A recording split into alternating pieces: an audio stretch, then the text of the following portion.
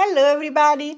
I was varnishing this cello, I almost done with the top and I decided let's go live and varnish with all my friends and followers here on YouTube. I already varnished the ribs and we're gonna do together the back. So let me introduce myself. My name is Sofia Vettori. I make violin since I was 17 years old. This is my latest Stradivari model violin. This sleepy dog here is Bibi, the chief of happiness of my team. This violin here is a Guarneri del Gesù model violin. It's almost finished to varnish, and now we're going to varnish together the cello. So thanks for being here with me, and ask me in the comment if you have any question. This is a Garnet Shellac Spirit Varnish, and I'm applying it on some patina that I just applied.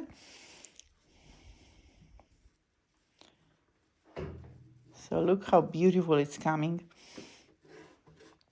This is a Domenico Montagana model cello.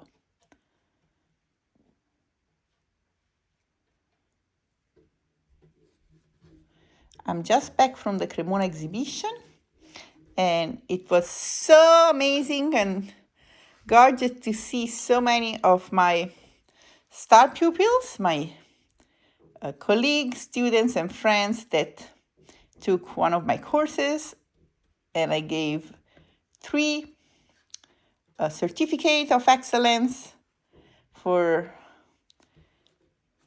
3 of my star pupils that varnished a whole instrument following what I'm sharing. So I feel so happy that more art and beauty is coming around the world. That's the whole mission. So let's turn this one here.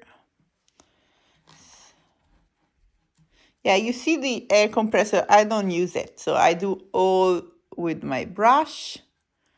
Here we go. So I don't want to see colature. That's what was here. And I go around, yes. So the way I apply the spirit varnish is very similar to the oil varnish. I can go back and retouch, as you could see. So I apply very dense coats.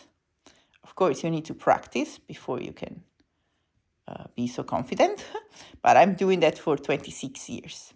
So as I always say, the best moment to try and practice varnishing is before you finish your own instrument.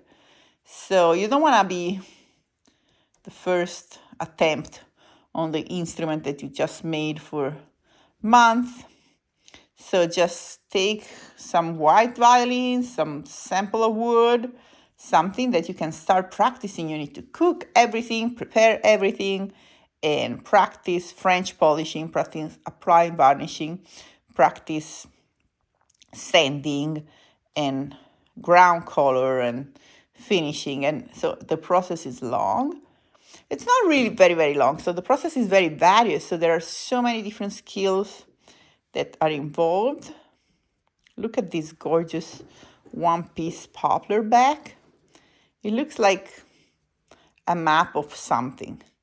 It's just... So this cello will be called Tarquinio il Superbo Cello Maremmano.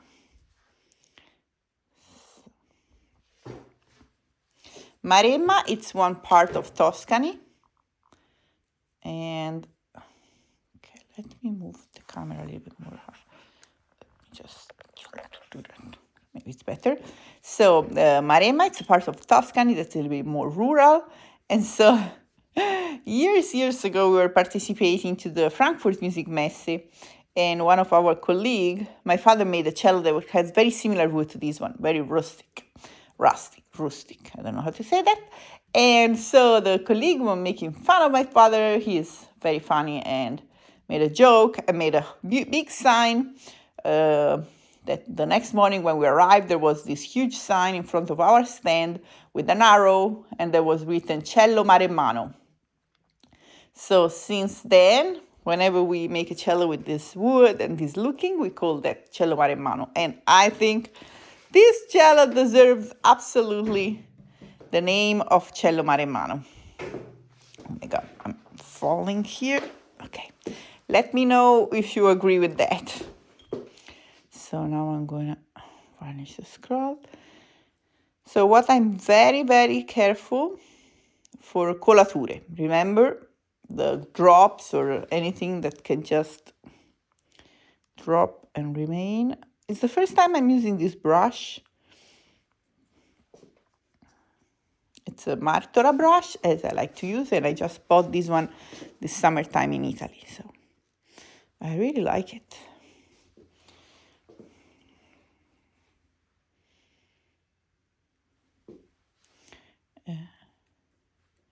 What I was saying, I think I changed the argument. Oh yeah, colature, so we don't want to have drops. Drops are like just death. So, but you want to be sure that you go everywhere on the cello. And colature can happen close to the peg box, so always be careful there, close to the F. I don't care too much if a lot of varnish enters here because I will still work on the peg holes, so they're not super finished, at least I hope. Okay. All right.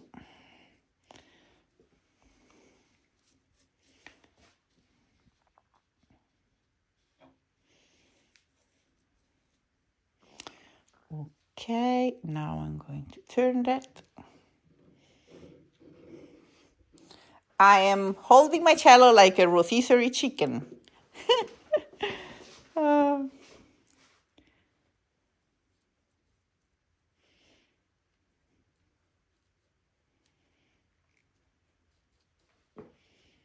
Next coat, I want to try to make it a little bit more brown.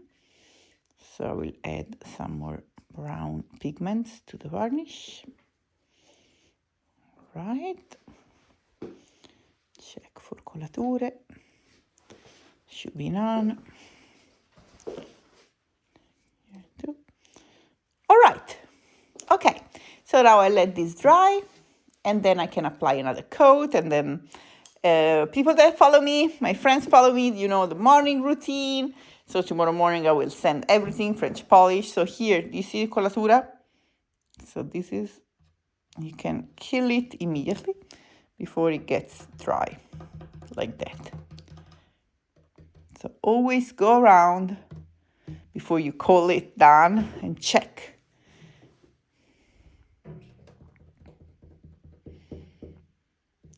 Don't make a mess like I'm doing here. If you start making a mess like I'm doing here, leave it. I'm not gonna touch that anymore. That's the best advice I can give you today. Tomorrow I will work on that, because if I start trying to solve this one that I just made now talking, I will make a disaster.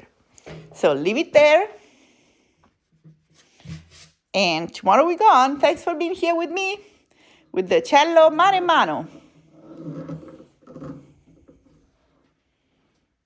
Bye.